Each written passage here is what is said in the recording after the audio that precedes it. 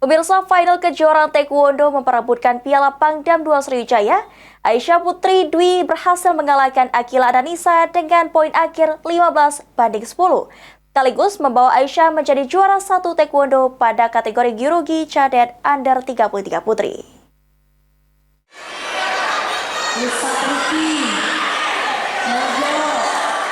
Dalam pertandingan final kejuaraan taekwondo Provinsi Sumatera Selatan, kategori Gyorugi Cadet Under 33 Putri memperebutkan Piala Pangdam 2 Sriwijaya dalam rangka HUT TNI ke-79 tahun 2024 yang diselenggarakan di Gor Merah Putih Jasdam 2 Sriwijaya.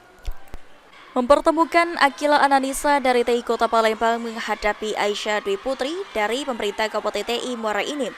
Di pertandingan tersebut, Aisyah Dwi Putri berhasil menjadi juara setelah mengalahkan Akila Ananisa dengan poin akhir 15-10.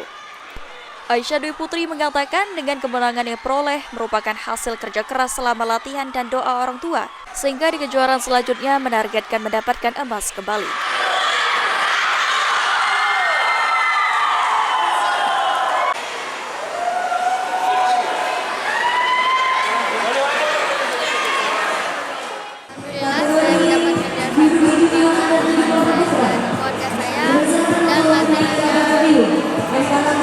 Oke, untuk latihannya sendiri berapa lama kita mempersiapkan turnamen ini? 3 bulan.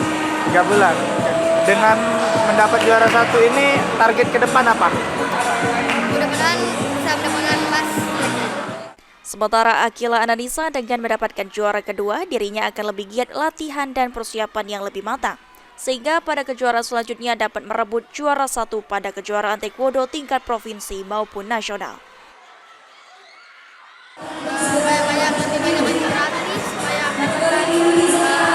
tingkat lebih baik dari sekarang. Oke, sejauh ini persiapannya berapa lama kita untuk turnamen ini? Persiapan untuk turnamen ini berapa lama? 1 bulan. Sekitar 1 bulan. Ada nggak target ke depan kejuaraan-kejuaraan yang akan kita ikuti? Apa? Pamda.